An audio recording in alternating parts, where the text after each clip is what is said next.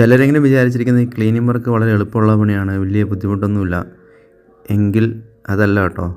അത്യാവശ്യം നല്ല പാടുള്ള അല്ലെങ്കിൽ വളരെ കരുതലായിരിക്കേണ്ട ഒരു സംഭവമാണ് ക്ലീനിങ് വർക്ക്. കഴിഞ്ഞ ദിവസം ഞങ്ങളൊരു വീട് ക്ലീൻ ചെയ്യാൻ പോയേ.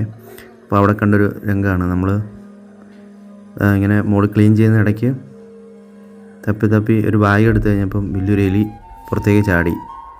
അപ്പം നമ്മുടെ സാൻജോസിനൊന്ന് എലി തടവിട്ടാണ് പോയത്.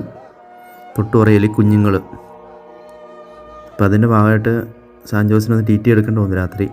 അപ്പോൾ ഇതൊക്കെയാണ് നമ്മൾ വീട് ക്ലീൻ ചെയ്യുമ്പോഴൊക്കെ നമ്മൾ ഒന്ന് അറിയേണ്ട കുറേ സംഭവങ്ങളുണ്ട്. നമ്മുടെ വീടൊക്കെ ഒരു 6 മാസം കൂടുമ്പോഴൊക്കെ ഒന്ന് ക്ലീൻ ചെയ്യാനും ഡീപ്പ് ക്ലീനിങ്ങിനൊക്കെ ചെയ്യുന്നത് നല്ലതായിരിക്കും. കാരണം ഇതുപോലെ എവിടെയൊക്കെയാണ് എലികളും മറ്റു കാര്യങ്ങളൊക്കെ ഉള്ളതെന്ന് നമുക്ക് അറിയാൻ പറ്റില്ല. അതുകൊണ്ട് അറിയാനും പറ്റും. അപ്പോൾ അതുകൊണ്ട് ഇതൊക്കെയാണ് ഒരു ക്ലീനിങ്ങിൻ്റെ അനുഭവങ്ങൾ.